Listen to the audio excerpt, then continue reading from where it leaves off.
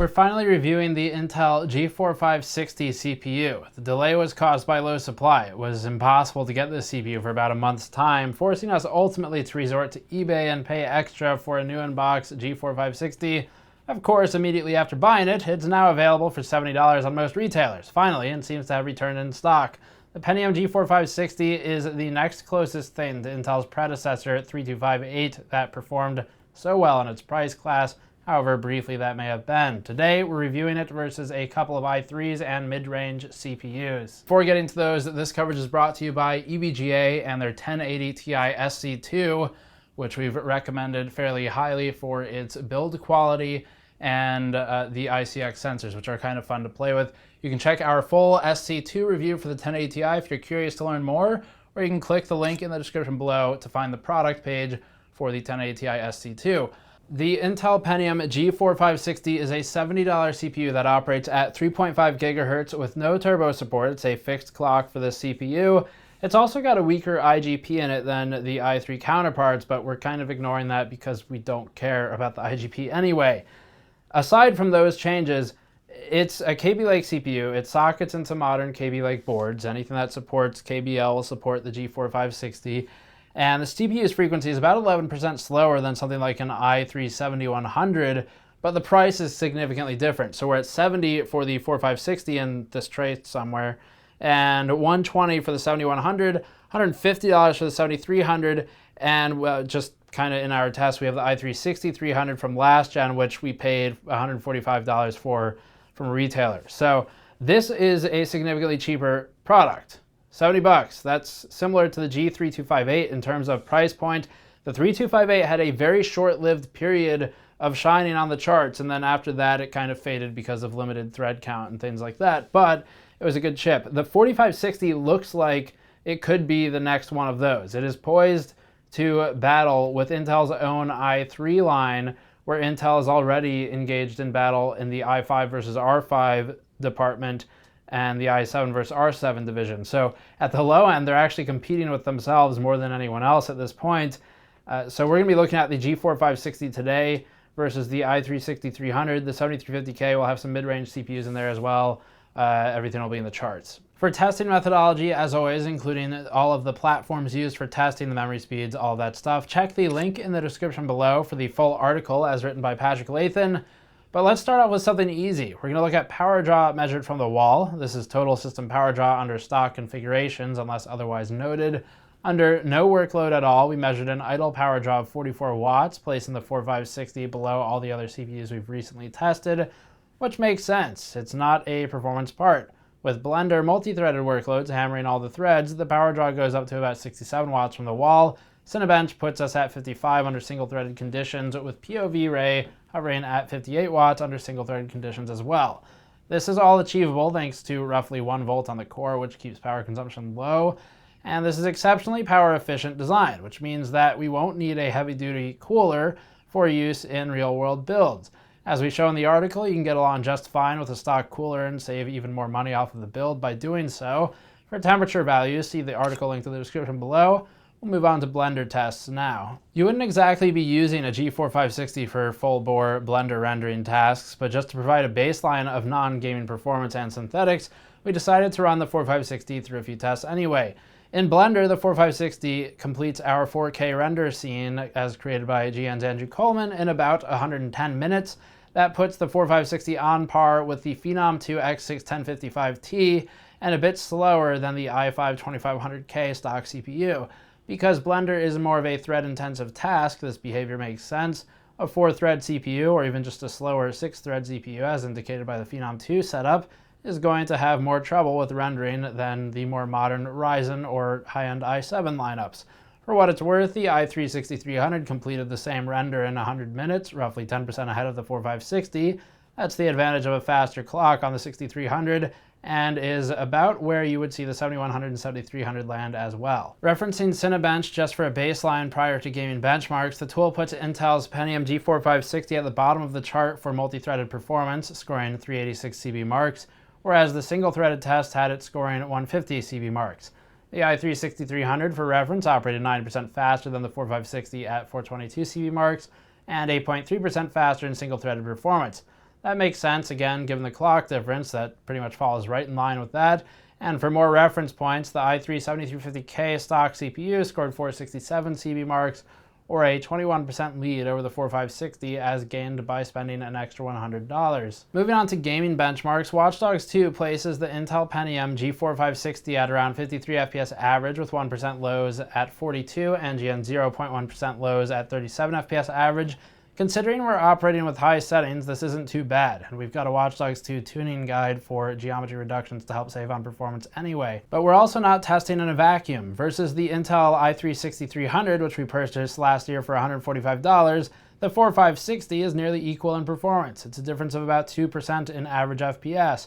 We don't have the i3-7100 or 7300, but the i3-6300 is only a few percentage points different from those, and the $120 i3-7100 clocks at 3.9 GHz, making it 11% faster in frequency than the 3.5 GHz 4560. The i3-7300 clocks at 4.0 and costs $150. It's a completely different price bracket. To be fair, the 7300 also has an extra megabyte of cache, but it's also, again, 2 times the cost of the 4560. Regardless, we do have the 7350K stock CPU with its higher base and boost, and that one holds a lead of about 25% over the 1/3 cost G4560. That's because the 7350K has a higher base and it boosts, and it's $170, so kind of a different price bracket again. Not really worth it for the 7350K, but it was a good idea to do a K-SKU i3 anyway. 4560 with its i3-6300 matching performance looks to be a good deal so far. This is somewhat reminiscent of the 3258, but better. It is a challenger to Intel's own i3 market with performance levels comparable to a 2500K. Just for some perspective, we'll highlight the i5-7500 and R5-1500X. Respectively, these chips run averages that are 52% and 39% faster than the 4560. That said, if you're going to be on a tight budget where high-end GPUs are not possible, the gains aren't actually going to matter until a point where the GPU becomes powerful enough to push into a bottleneck territory anyway. Let's look at Total War Warhammer. Keep in mind that Total War Warhammer received an update back during our Ryzen revisit, improving the game's frame time performance and consistency on both Intel CPUs and Ryzen CPUs. Only the line items with asterisks have thus far been updated, so we need to rerun some of the lower-end Intel CPUs. That said, the difference in averages is a couple percent at best. This update was really something that primarily affected 0.1% low performance and AMD SMT performance. That made clear the Intel Pentium G4560 operates at 109 FPS average in Total War Warhammer with its lows at 64. We are approaching performance levels of the i3-6300 CPU at 114 average and 66 FPS at 1% lows, with the i3-6300 running about 4.6% faster than the 4560 despite its initial cost of $145. The i3-7100 and 7300 would perform similarly to the 6300 with a couple percent gain on the 7300. The Intel i3-7350K stock CPU operates an average frame rate of about 122 FPS, leading the 4560 by about 12% in performance and leading by about 2.5 times in price. Again, with this game, as long as you're not going to be running a GPU of $200 plus class anyway, there's not a huge concern of bottlenecking with the 4560. Playing GTA 5 at 1080p and with very high and ultra settings, the Intel Pentium 4560 operates an average FPS of 101 with GN 1% lows at 72 and 0.1% lows at 66 FPS. This leads the CPU to be flanked by the FX8370 and i5-2500K stock CPUs, with the G4560 mostly tied to the latter and outperforming the former by 7.9%. The more SKU comparable i3-6300, meanwhile, runs an average FPS of 112 with 1% lows at 80 and 0.1% lows at 73. The 6300 is about 11.5% faster than the 4560 here and is showing some meaningful gains in this particular game. The i3-7350K, for what it's worth, runs its average stock at 121 FPS, leading the 4560 by 20% in performance. Overclocking the i3-7350K doesn't appear on this chart because it encounters the same GTA 5 bug that we've been profiling throughout the first quarter of the year. Finally, Battlefield 1 will round out our testing for the video, with the rest of the benchmarks taking place in the article linked in the description below.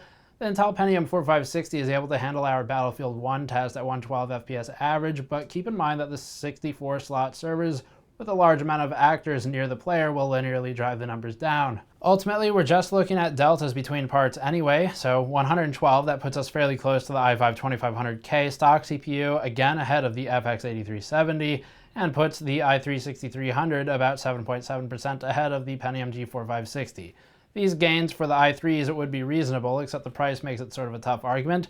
Price jumps of $50 minimum, $70 for the 6300 and 7300 lines, and gains of under 10% mean it's a hard sell. Considering someone in this price bracket is on a tight budget anyway, the $50 or $70 gains would better go toward other components like the GPU, maybe an SSD or something like that. The takeaway here is that this is a great CPU for budget class gaming. It is reminiscent of the G3258 for those who remember that chip. Hopefully it'll hold on a bit longer, but the 4560 competes most directly with Intel's own CPUs. That would be the i3s. You're gaining a couple percent in FPS maybe, depends on the game, with something like an i3 7100 or 7300 or 6300, which we did test. Even the 7350K, it posts bigger gains, but it's $100 more expensive. So this is kind of in a class of its own, the 4560. If you're looking for a CPU that is capable of playing games reasonably, again, these were all at high settings or ultra settings, so it can definitely play the games. If you're looking for something really cheap, this is a good place to start. The 4560, you do not need an i3 anymore to play games at a reasonable frame rate, 60 FPS, as long as you've got a good GPU. So you can get away with this. Now, it is going to show age a bit faster in the department of things like frame time consistency. That's something we've seen for the i5s. It will be true for the Pentiums as well. However, you're still going to get a good amount of mileage out of this. I hesitate to put a number on it, but you're looking at least a year or two. That's kind of where the 3258 started to fade, was after about 1 to 2 years. There were some brand new games that stressed it to a point where it was really inadvisable to use the part. So the 4560 will hold on for a while. If you're not doing anything really crazy, it should hold on quite a while. This is something that you could put into a machine and later remove and upgrade to a different CPU if you so chose to do that. And perhaps move it into something like an HTPC later, so that you're still getting use out of the part for a machine that's not doing any intensive gaming. So this is a good place to look. i3s don't really feel all that necessary anymore, at least as long as Intel keeps making Pentiums like this, which they are hit and miss on. But the 4560 is something we would recommend over most of the i3s, like the $150 plus ones that make really a diminishing amount of sense, with Ryzen and with the i5 parts being so close in price. So it's kind of G4560 and then i5 class territory or R5 class territory. And then after that, you've got your normal i7s and R7s. So my choices would be today, G4560 at the budget range. If you go to the middle, kind of looking like something like an R5 1600. We recommended that in our review of the 1600X. The 1600 is basically the same thing. So that's a good place to look for an i5 type CPU that we think will hold on a bit better based on our testing that we published in the review.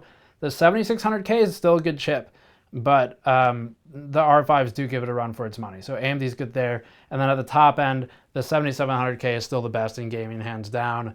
It is uncontested in the pure gaming build market right now. So G4560, R5s, i7s is kind of what we're looking at. As always, thank you for watching. You can go to patreon.com/gamersnexus to help us out directly.